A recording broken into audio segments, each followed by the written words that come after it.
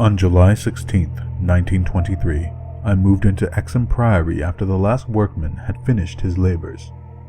The restoration had been a stupendous task, for little had remained of the deserted pile but a shell-like ruin. Yet, because it had been the seat of my ancestors, I let no expense deter me. The place had not been inhabited since the reign of James I, and when a tragedy of intensely hideous, though largely unexplained nature had struck down the master, 5 of his children, and several servants, and driven forth under a cloud of suspicion and terror the 3rd son, my lineal progenitor, and the only survivor of the abhorred line. With this sole heir denounced as a murderer, the estate had reverted to the crown, nor had the accused man made any attempt to exculpate himself or regain his property. Shaken by some horror greater than that of any conscience or the law, and expressing only a frantic wish to exclude the ancient edifice from his sight and memory, Walter de la Poer, 11th Baron Exham, fled to Virginia, and there founded the family which by the next century had become known as de la Poer. Exham Priory had remained untenanted, though later allotted to the estate of the Norreys family, and much studied because of its peculiarly composite architecture, an architecture involving Gothic towers resting on a Saxon or Romanesque substructure, whose foundation in turn was of a still earlier order or blend of orders, Roman and even Druidic or native Sumeric, if legends speak truly. This foundation was a very singular thing, being merged on one side with the solid limestone at the precipice, from whose brink the priory overlooked a desolate valley 3 miles west of the village of Anchester. Architects and antiquarians loved to examine the strange relic of forgotten centuries, but the country folk hated it. They had hated it hundreds of years before, when my ancestors lived there, and they hated it now, with the moss and mold of abandonment on it. I had not been a day in Anchester before I knew I came of an accursed house, and this week workmen have blown up Exham Priory, and are busy obliterating the traces of its foundations. The bare statistics of my ancestry I had always known, together with the fact that my first American forebear had come to the colonies under a strange cloud. Of details, however, I had been kept wholly ignorant through the policy of reticence always maintained by the de la Poers. Unlike our planter neighbors, we seldom boasted of crusading ancestors or other medieval and Renaissance heroes, nor was any kind of tradition handed down except what may have been recorded in the sealed envelope left before the Civil War by every squire to his eldest son for posthumous opening. The glories we cherished were those achieved since the migration, the glories of a proud and honorable, if somewhat reserved and unsocial, Virginia line. During the war, our fortunes were extinguished, and our whole existence changed by the burning of Carfax, our home on the banks of the James. My grandfather, advanced in years, had perished in that incendiary outrage, and with him the envelope that bound us all to the past. I can recall the fire today as I saw it then, at the age of 7, with the Federal soldiers shouting, the women screaming, and the Negroes howling and praying. My father was in the army, defending Richmond, and after many formalities my mother and I were passed through the lines to join him. When the war ended, we all moved north, whence my mother had come, and I grew to manhood, middle age, and ultimate wealth as a stolid Yankee. Neither my father nor I ever knew what our heredity envelope had contained, and as I merged into the grayness of Massachusetts business life, I lost all interest in the mysteries which evidently lurked far back in my family tree. Had I suspected their nature, how gladly I would have left Exham Priory to its moss, bats, and cobwebs. My father died in 1904, but without any message to leave me, or to my only child, Alfred, a motherless boy of 10. It was this boy who reversed the order of family information, for although I could give him only jesting conjectures about the past, he wrote me of some very interesting ancestral legends when the late war took him to England in 1917 as an aviation officer. Apparently, the de la Poers had a colorful and perhaps sinister history, for a friend of my son's, Captain Edward Norris, of the Royal Flying Corps, dwelt near the family seat at Anchester, and related some peasant superstitions which few novelists could equal for wildness and incredibility. Norris himself, of course, did not take them seriously, but they amused my son and made good material for his letters to me. It was this legendary which definitely turned my attention to my transatlantic heritage, and made me resolve to purchase and restore the family seat, which Norris showed to Alfred in its picturesque desertion, and offered to get for him at a surprisingly reasonable figure, since his own uncle was the present owner. I bought Exham Priory in 1918, but was almost immediately distracted from my plans of restoration by the return of my son as a maimed invalid. During the 2 years that he lived, I thought of nothing but his care, having even placed my business under the direction of partners. In 1921, as I found myself bereaved and aimless, a retired manufacturer no longer young, I resolved to divert my remaining years with my new possession. Visiting Anchester in December, I was entertained by Captain Norris, a plump, amiable young man who had thought much of my son, and secured his assistance in gathering plans and anecdotes to guide in the coming restoration. Exham Priory itself I saw without emotion, a jumble of tottering medieval ruins covered with lichen and honeycombed with rooks' nests, perched precariously upon a precipice and denuded of floors or other interior features save the stone walls of the separate towers. As I gradually recovered the image of the edifice as it had been when my ancestors left it over 3 centuries before, I began to hire workmen for the reconstruction. In every case, I was forced to go outside the immediate locality, for Anchester villagers had an almost unbelievable fear and hatred of the place. This sentiment was so great that it was sometimes communicated to the outside laborers, causing numerous desertions, whilst its scope appeared to include both the priory and its ancient family. My son had told me that he was somewhat avoided during his visits because he was a de la Poer, and I now found myself subtly ostracized for a like reason, until I convinced the peasants how little I knew of my heritage. Even then they sullenly disliked me, so that I had to collect most of the village traditions through the mediation of Norris. What the people could not forgive, perhaps, was that I had come to restore a symbol so abhorrent to them, for rationally or not, they viewed Exham Priory as nothing less than a haunt of fiends and werewolves.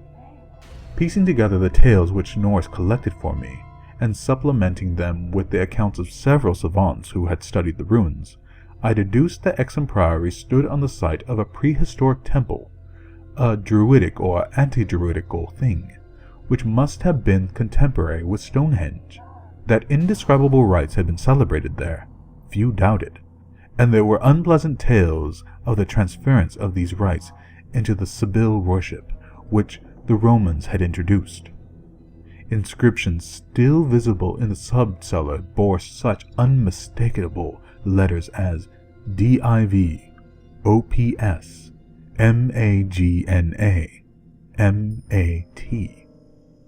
Signs of the Magna Mater, whose dark worship was once vainly forbidden to Roman citizens.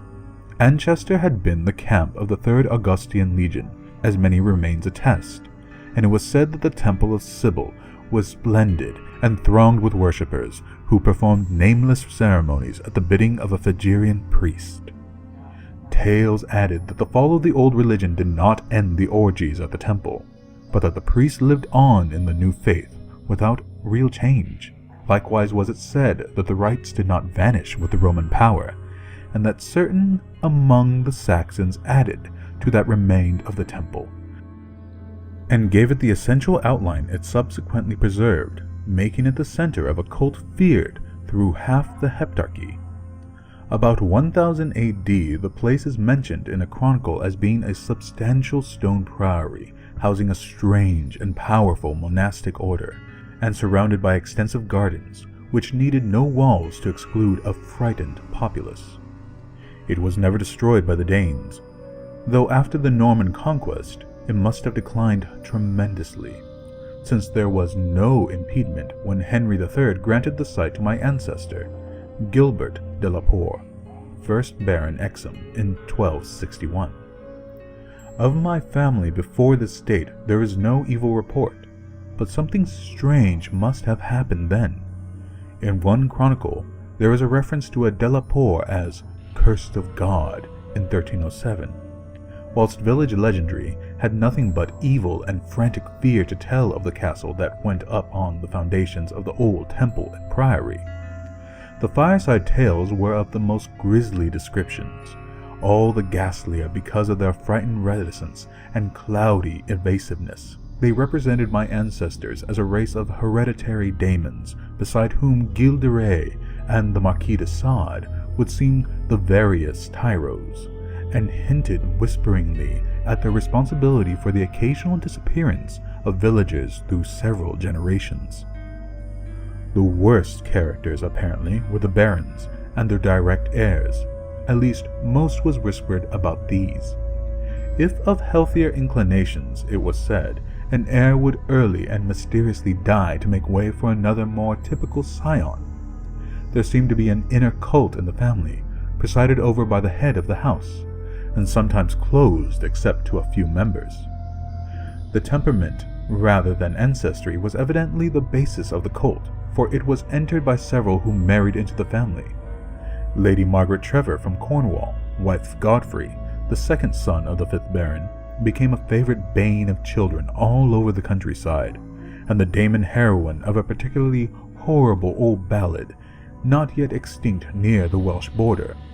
Preserved in balladry too, though not illustrating the same point, is the hideous tale of Lady Mary de la Poer, who shortly after her marriage to the Earl of Shrewsfield was killed by him and his mother, both of the slayers being absolved and blessed by the priest, to whom they confessed what they dared not repeat to the world.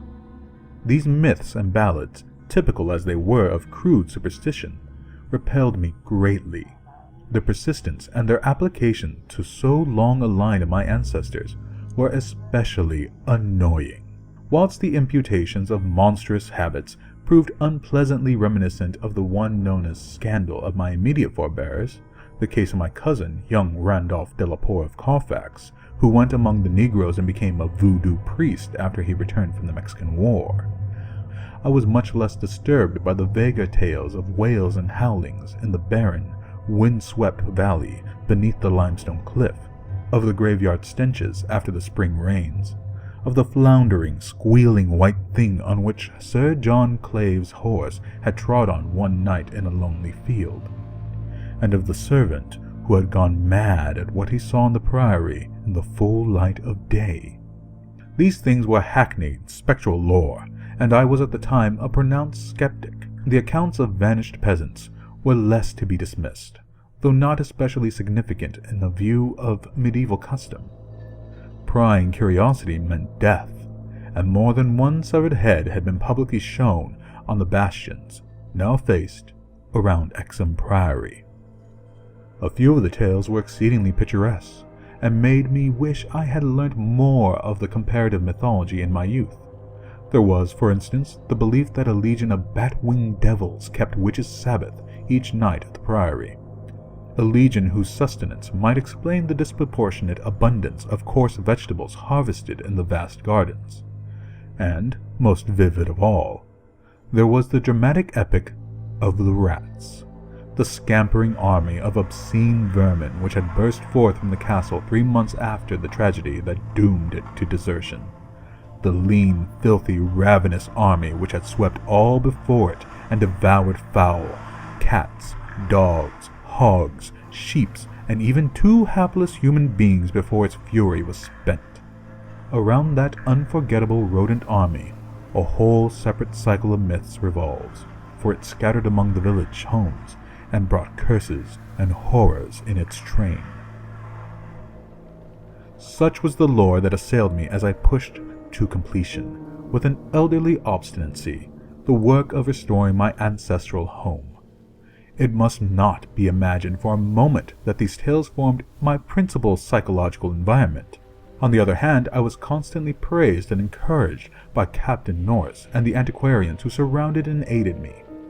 When the task was done, over 2 years after its commencement, I viewed the great rooms, wainscoted walls, vaulted ceilings, mullioned windows, and a broad staircase with a pride which fully compensated for the prodigious expense of the restoration. Every attribute of the Middle Ages was cunningly reproduced, and the new parts blended perfectly with the original walls and foundations. The seat of my fathers was complete, and I looked forward to redeeming at last the local fame of the line which ended in me.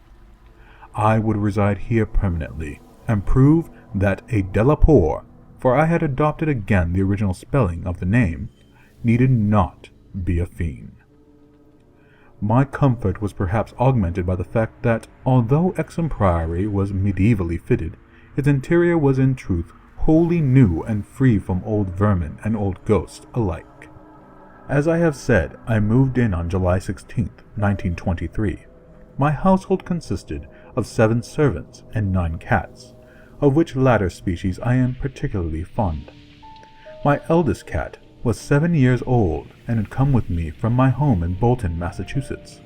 The others I had accumulated whilst living with Captain Norris's family during the restoration of the priory. For 5 days our routine proceeded with the utmost placidity, my time being spent mostly in the codification of old family data. I had now obtained some very circumstantial accounts of the final tragedy and flight of Walter Delaporte, which I conceived to be the probable contents of the hereditary paper lost in the fire at Carfax. It appeared that my ancestor was accused, with much reason, of having killed all the other members of his household, except 4 servant confederates, in their sleep, about 2 weeks after a shocking discovery which changed his whole demeanor, but which, except by implication, he disclosed to no one save perhaps the servants who assisted him, and afterwards fled beyond reach. This deliberate slaughter, which included a father, 3 brothers, and 2 sisters, was largely condoned by the villagers, and so slackly treated by the law that its perpetrator escaped honored, unharmed, and undisguised to Virginia, the general whispered sentiment being that he had purged the land of an immemorial curse. What discovery had prompted an act so terrible, I could scarcely even conjecture. Walter Delaporte must have known for years the sinister tales about his family, so that this material could have given him no fresh impulse. Had he, then, witnessed some appalling ancient rite, or stumbled upon some frightful and revealing symbol in the priory or its vicinity? He was reputed to have been a shy, gentle youth in England. In Virginia, he seemed not so much hard or bitter as harassed and apprehensive. He was spoken of in the diary of another gentleman adventurer, Francis Harley of Bellevue, as a man of unexampled justice, honor, and delicacy. On July 22nd occurred the first incident which, though lightly dismissed at the time, takes on a preternatural significance in relation to later events. It was so simple as to be almost negligible, and could not possibly have been noticed under the circumstances, for it must be recalled that since I was in a building particularly fresh and new except for the walls, and surrounded by a well-balanced staff of servitors, apprehension could have been absurd despite the locality. What I afterwards remembered is merely this, that my old black cat, whose moods I know so well, was undoubtedly alert and anxious to an extent wholly out of keeping with his natural character. He roved from room to room, restless and disturbed, and sniffed constantly about the walls which formed part of the old Gothic structure. I realized how trite this sounds, like the inevitable dog in the ghost story, which always growls before his master sees the sheeted figure. Yet, I cannot consistently suppress it. The following day, a servant complained of restlessness amongst all the cats in the house. He came to me in my study, a lofty west room on the 2nd story, with groined arches, black oak paneling, and a triple Gothic window overlooking the limestone cliff and desolate valley. And even as he spoke, I saw the jetty form creeping along the west wall, and scratching at the new panels which overlaid the ancient stone. I told the man that there must be some singular odor or emanation from the old stonework, imperceptible to human senses, but affecting the delicate organs of cats even through the new woodwork. This I truly believed, and when the fellow suggested the presence of mice or rats, I mentioned that there had been no rats there for 300 years, and that even the field mice of the surrounding country could hardly be found in these high walls, where they had never been known to stray. That afternoon I called on Captain Norris, and he assured me that it would be quite incredible for field mice to infest the priory in such a sudden and unprecedented fashion. That night, dispensing as usual with a valet, I retired in the west tower chamber which I had chosen as my own, reached from the study by stone staircase and short gallery. The former partly ancient, the latter entirely restored. This room was circular, very high, and without wainscoting, being hung with arras which I had myself chosen in London. Seeing that my cat was with me, I shut the heavy Gothic doors and retired by the light of the electric bulbs which so cleverly counterfeited candles. Finally, switching off the light and sinking onto the carved and canopied four-poster with the venerable cat in his accustomed place across my feet. I did not draw the curtains, but gazed out at the narrow north window which I faced. There was a suspicion of aurora in the sky, and the delicate traceries of the windows were pleasantly silhouetted. At some time I must have fallen quietly asleep, for I recall a distinct sense of leaving strange dreams when the cat started violently from his placid position. I saw him in the faint auroral glow, head strained forward, 4 feet on my ankles, and hind feet stretched behind. He was looking intensely at a point on the wall somewhat west of the window, a point which to my eye had nothing to mark it, but towards which all my attention was now distracted. And as I watched, I knew that my cat was not vainly excited. Whether the arras actually moved, I cannot say. I think it did, very slightly. But what I can swear to is that behind it I heard a low, distinct scurrying, as of rats or mice. In a moment, the cat had jumped bodily on the screening tapestry, bringing the affected section to the floor with his weight and exposing a damp, ancient wall of stone, patched here and there by the restorers, and devoid of any trace of rodent prowlings. My cat raced up and down the floor by his part of the wall, clawing the fallen arras and seemingly trying at times to insert a paw between the walls and the oaken floor. He found nothing, and after a time returned wearily to his place across my feet. I had not moved, but I did not sleep again that night. In the morning, I questioned all the servants and found that none of them had noticed anything unusual, save that the cook remembered the actions of a cat which had rested on her windowsill. This cat had howled at some unknown hour of the night, awaking the cook in time for her to see him dart purposefully out of the open door down the stairs. I drowsed away the noontime, and in the afternoon called again on Captain Norris, who became exceedingly interested in what I told him. The odd incidents, so slight yet so curious, appealed to his sense of the picturesque, and elicited from him a number of reminiscences of local ghostly lore. We were genuinely perplexed at the presence of rats, and Norris lent me some traps and Paris green, which I had the servants place in strategic localities when I returned. I retired early, being very sleepy, but was harassed by dreams of the most horrible sort. I seemed to be looking down from an immense height upon a twilit grotto, knee-deep with filth, where a white-bearded Damon swineherd drove about with his staff a flock of fungus, flabby beasts whose appearance filled me with unutterable loathing. Then, as the swineherd paused and nodded over his task, a mighty swarm of rats rained down on the stinking abyss and fell to devouring beasts and man alike. From this terrific vision, I was abruptly awakened by the motions of my cat, who had been sleeping as usual across my feet. This time I did not have to question the source of his snarls and hisses, and of the fear which made him sink his claws into my ankle, unconscious of their effect. for on every side of the chamber the walls were alive with nauseous sound. The vermin is slithering of ravenous, gigantic rats. There was now no aurora to show the state of the arras, the fallen section of which had been replaced, but I was not too frightened to switch on the light. As the bulbs leapt into radiance, I saw a hideous shaking all over the tapestry, causing the somewhat peculiar designs to execute a singular dance of death. This motion disappeared almost at once, and the sound with it. Springing out of bed, I poked at the arras with the long handle of a warming pan that rested near, and lifted one section to see what lay beneath. There was nothing but the patched stone wall, and even the cat had lost his tense realization of abnormal presences.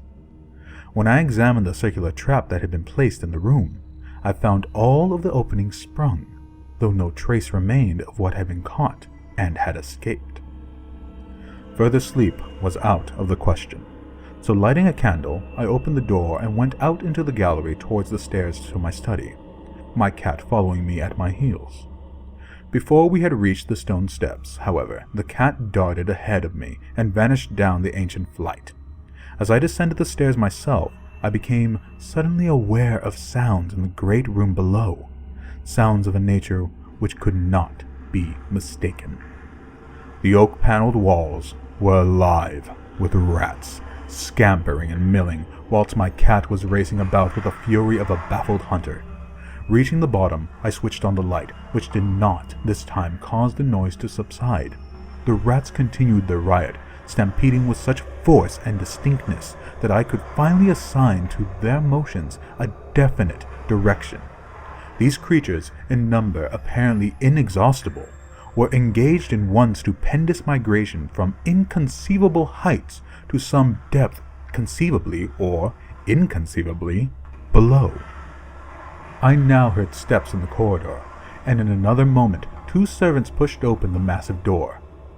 They were searching the house for some unknown source of disturbance which had thrown all the cats into a snarling panic and caused them to plunge precipitately down several flights of stairs and squat, yowling, before the closed door to the sub-cellar.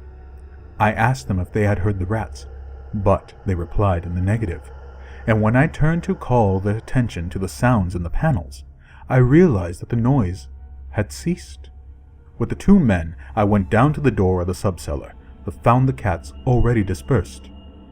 Later, I resolved to explore the crypt below, but for the present I merely made a round of the traps. All were sprung, yet all were tenantless.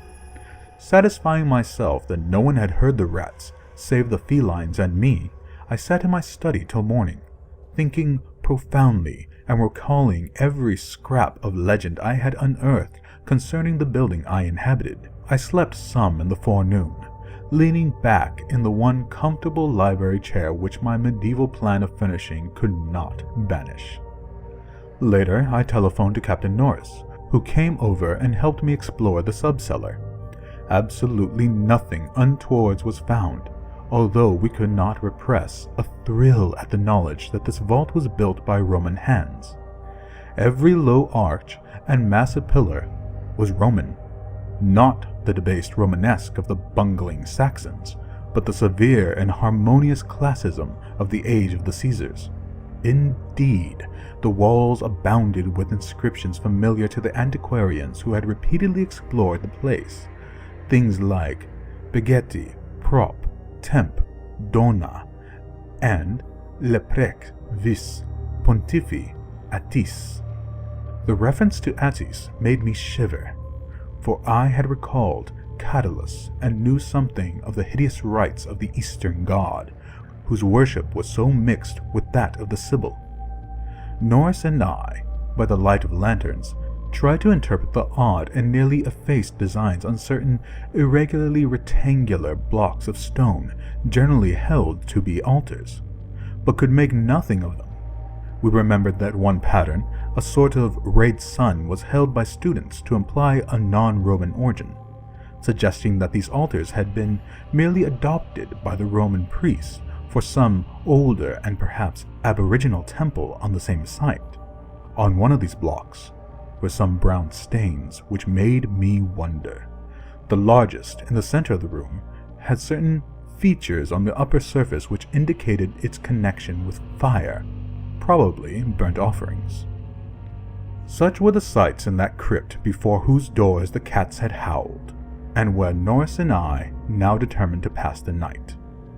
Couches were brought down by the servants, who were told not to mind any nocturnal actions of the cats, and my cat was admitted as much for help as for companionship.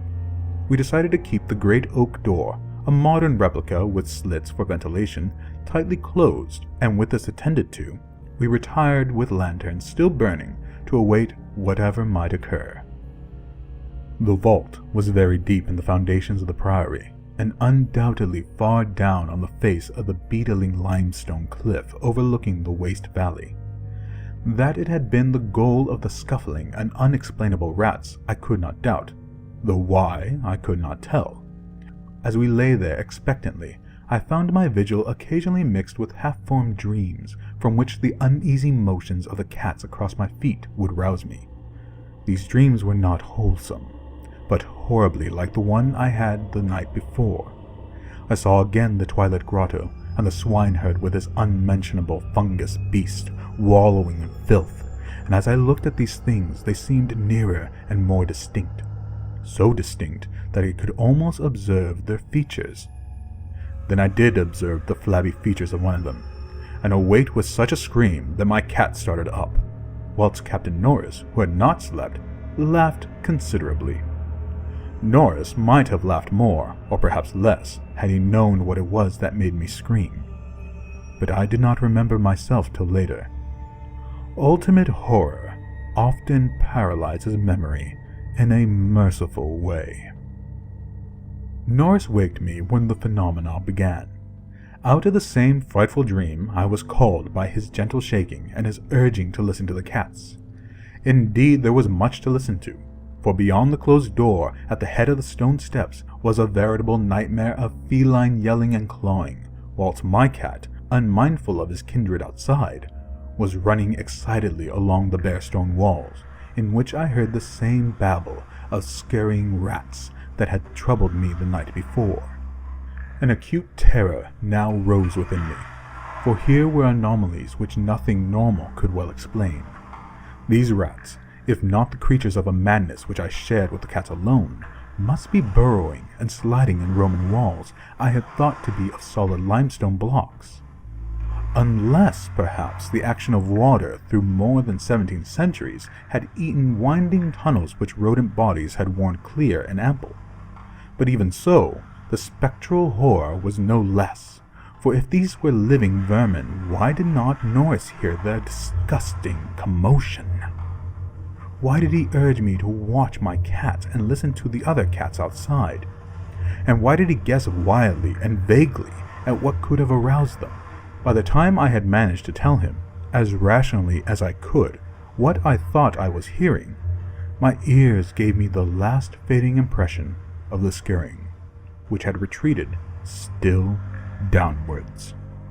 Far underneath the steepest of subcellars, still it seemed as if the whole cliff below were riddled with questing rats. Norris was not as skeptical as I had anticipated, but instead seemed profoundly moved. He motioned to me to notice that the cats at the door had ceased their clamor, as if giving up the rats for lost, whilst my cat had a burst of renewed restlessness and was clawing frantically around the bottom of the large stone altar in the center of the room, which was nearer Norris's couch than mine.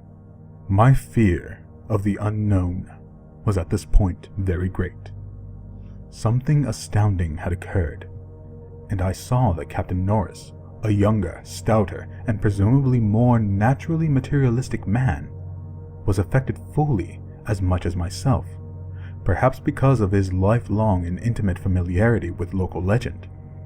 We could, for the moment, do nothing but watch the old black cat as he pawed with decreasing fervor at the base of the altar, occasionally looking up and mewing to me in that persuasive manner which he used when he wished me to perform some favor for him. Norris now took a lantern close to the altar and examined the place where my cat was pawing. silently kneeling and scraping away the lichens of centuries which joined the massive pre-Roman block to the tessellated floor. He did not find anything, and was about to abandon his efforts when I noticed a trivial circumstance which made me shudder, even though it implied nothing more than I already imagined. I told him of it, and we both looked at its almost imperceptible manifestation with the fixedness of fascinated discovery and acknowledgement.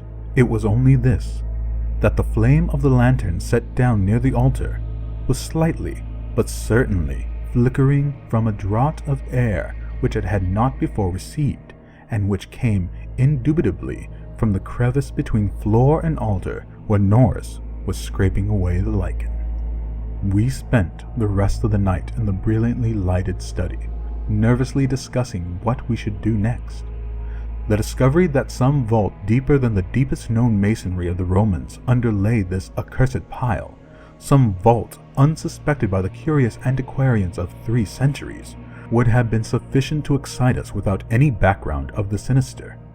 As it was, the fascination became twofold, and we paused in doubt whether to abandon our search and quit the priory forever in superstitious caution, or to gratify our senses of adventure and brave whatever horrors might await us in the unknown depths.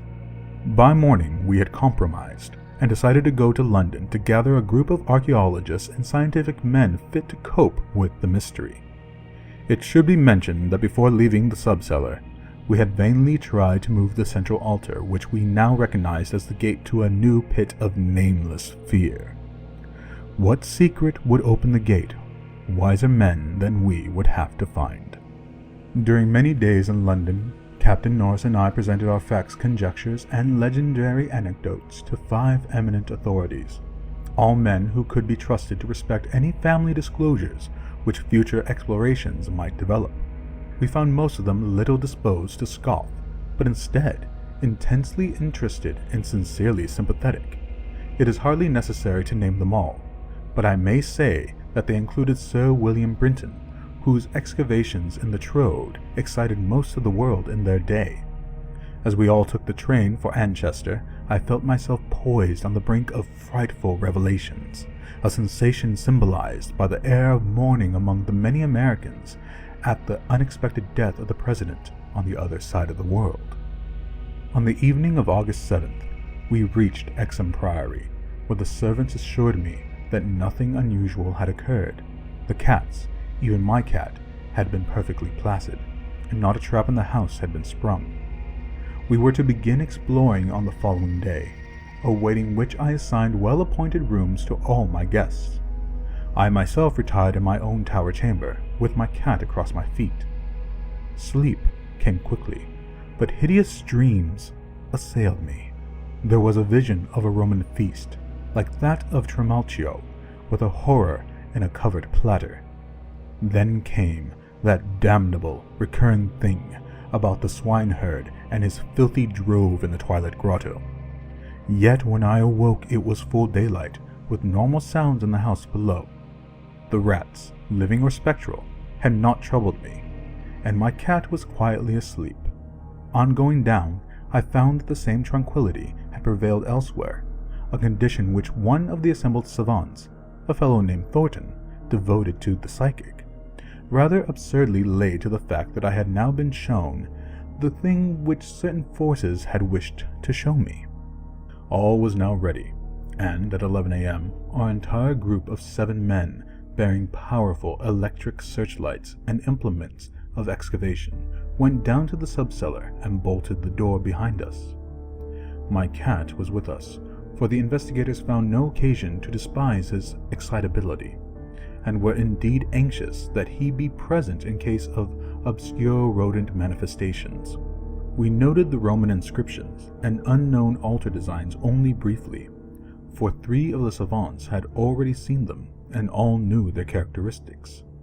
Prime attention was paid to the momentous central altar, and within an hour Sir William Brinton had caused it to tilt backwards, balanced by some unknown species of counterweight. There now lay revealed such a horror as would have overwhelmed us had we not been prepared. Through a nearly square opening in the tiled floor, sprawling on a flight of stone steps so prodigiously worn that it was little more than an inclined plane at the center, was a ghastly array of human or semi-human bones. Those which retained their collocations as skeletons showed attitudes of panic fear, and overall were the marks of rodent gnawing. The skulls denoted nothing short of utter idiocy, cretinism, or primitive semi-apedom. Above the hellishly littered steps arched a descending passage seemingly chiseled from the solid rock, and conducting a current of air. This current was not a sudden and noxious rush as from a closed vault, but a cool breeze with something of freshness in it. We did not pause long, but shiveringly began to clear a passage down the steps. It was then that Sir William, examining the hewn walls, made the odd observation that the passage, according to the direction of the strokes, must have been chiseled from beneath. I must be very deliberate now and choose my words. After plowing down a few steps amidst the gnawed bones, we saw that there was light ahead. Not any mystic phosphorescence, but a filtered daylight which could not come except from unknown fissures in the cliff that overlooked the waste valley. That such fissures had escaped notice from outside was hardly remarkable, for not only is the valley wholly uninhabited, but the cliff is so high and beetling that only an aeronaut could study its face in detail. A few steps more, and our breaths were literally snatched from us by what we saw. So literally that Thornton, the psychic investigator, actually fainted in the arms of the dazed man who stood behind him. Norris, his plump face utterly white and flabby, simply cried out inarticulately, whilst I think that what I did was to gasp or hiss and cover my eyes. The man behind me, the only one of the party older than I, croaked the hackneyed, "My God!" in the most cracked voice I ever heard. Of 7 cultivated men, only Sir William Brinton retained his composure, a thing more to his credit because he led the party and must have seen the sights first. It was a twilit grotto of enormous height, stretching away farther than any eye could see, a subterraneous world of limitless mystery and horrible suggestion. There were buildings and other architectural remains. In one terrified glance, I saw a weird pattern of tumuli, a savage circle of monoliths, a low-domed Roman ruin, a sprawling Saxon pile, and an early English edifice of wood. But all these were dwarfed by the ghoulish spectacle represented by the general surface of the ground. For yards about the steps extended an insane tangle of human bones, or bones at least as human as those on the steps. Like a foamy sea they stretched, some fallen apart, but others wholly or partly articulated as skeletons. These latter invariably in postures of demoniac frenzy, either fighting off some menace or clutching other forms with cannibal intent. When Dr. Trask, the anthropologist, stooped to classify the skulls, he found a degraded mixture which utterly baffled him. They were mostly lower than the built-down man in the scale of evolution, but in every case, definitely human. Many were of higher grade, and a very few were the skulls of supremely and sensitively developed types. All the bones were gnawed, mostly by rats, but somewhat by others of the half-human drove. Mixed with them were many tiny bones of rats, fallen members of the lethal army which closed the ancient epic. I wonder that any man among us lived and kept his sanity through that hideous day of discovery. Not Hoffman or Huysmans could conceive a scene more wildly incredible, more frenetically repellent, or more gothically grotesque than the twilit grotto through which we 7 staggered, each stumbling on revelation after revelation, and trying to keep for the nonce from thinking of the events which must have taken place there 300 years, or 1,000, or 2,000, or 10,000 years ago. It was the antechamber of hell, and poor Thornton fainted again when Trask told him that some of the skeleton things must have descended as quadrupeds through the last 20 or more generations. Horror piled on horror as we began to interpret the architectural remains. The quadruped things, with their occasional recruits from the biped class, had been kept in stone pens out of which they must have broken in their last delirium of hunger or rat fear. There had been great herds of them, evidently fattened on the coarse vegetables whose remains could be found as sort of poisonous ensilage at the bottom of huge stone bins older than Rome. I knew now why my ancestors had such excessive gardens. Would to heaven I could forget! The purpose of the herds I did not have to ask. Sir William, standing with a searchlight in the Roman ruin, translated aloud the most shocking ritual I have ever known, and told of the diet of the antediluvian cult which the priests of Sybil found and mingled with their own. Norris, used as he was to the trenches, could not walk straight when he came out of the English building. It was a butcher shop and kitchen. He had expected that, but it was too much to see familiar English implements in such a place, and to read familiar English graffiti there, some as recent as 1610. I could not go in that building whose daemon activities were stopped only by the dagger of my ancestor Walter Delapour. What I did venture to enter was the low Saxon building, whose oaken doors had fallen, and there I found a terrible row of 10 stone cells with rusty bars. 3 had tenants, all skeletons of high grade, and on the bony forefinger of one I found a seal ring with my own coat of arms. Sir William found a vault with far older cells below the Roman chapel, but these cells were empty. Below them was a low crypt with cases of formally arranged bones, some of them bearing terrible parallel inscriptions carved in Latin, Greek, and the tongue of Phrygia. Meanwhile, Dr. Trask had opened one of the prehistoric tumuli and brought to light skulls which were slightly more human than a gorilla's, and which bore indescribable ideographic carvings. Through all this horror, my cat stalked unperturbed. Once I saw him monstrously perched atop a mountain of bones, and wondered at the secrets that might lie behind his yellow eyes.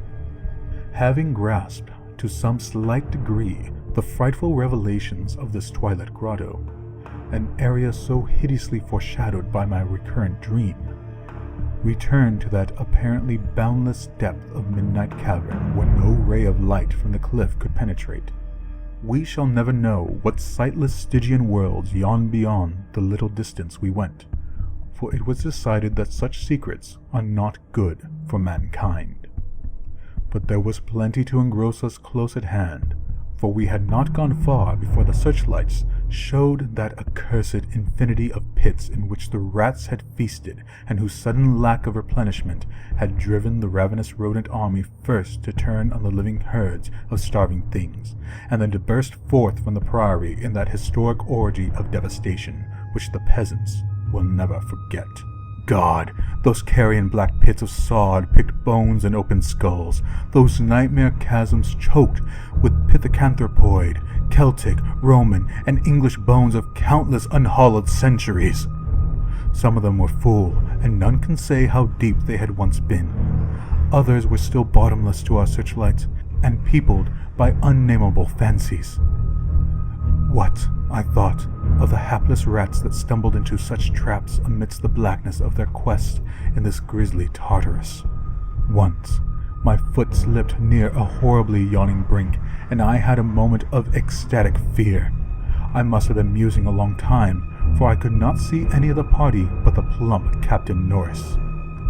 Then there came a sound from that inky, boundless, farther distance than I thought I knew, and I saw my old black cat dart past me like a winged Egyptian god, straight into the illimitable gulf of the unknown. But I was not far behind, for there was no doubt after another second.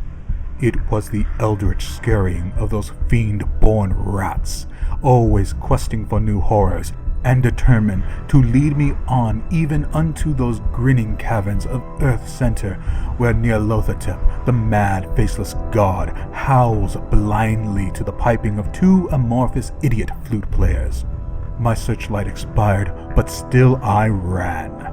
I heard voices and yowls and echoes, but above all, there gently rose that impious, insidious scurrying, gently rising and rising as a stiff, bloated corpse gently rises above an oily river that flows under endless onyx bridges to black, putrid sea. Something bumped into me, something soft and plump. It must have been the rats, the viscous, gelatinous, ravenous army that feasts on the dead and the living. Why shouldn't rats eat a Delapore as a Delapore eats forbidden things? The war ate my boy, damn them all! And the Yanks ate Carfax with flames and burnt Grandshire Delapore, the secret. No, I tell you, I am not that Damon swineherd in the Twilight Grotto. It was not Edward Norris's fat face on that flabby fungus thing. Who says I am a Delapore? He lived, but my boy died. Shall a Norris hold the lands of a Delapore? It's voodoo, I tell you. That spotted snake. Curse you, Thornton. I'll teach you to faint at what my family do. Sblood thou stinkard. I'll learn you how to gust. World ye swank me thick wis. Magna Mater, Atis, Dia, Ad Arhach, Ad Aron, August Abbas, Dunak Ort, Dunasort, Dunasort, August Liet.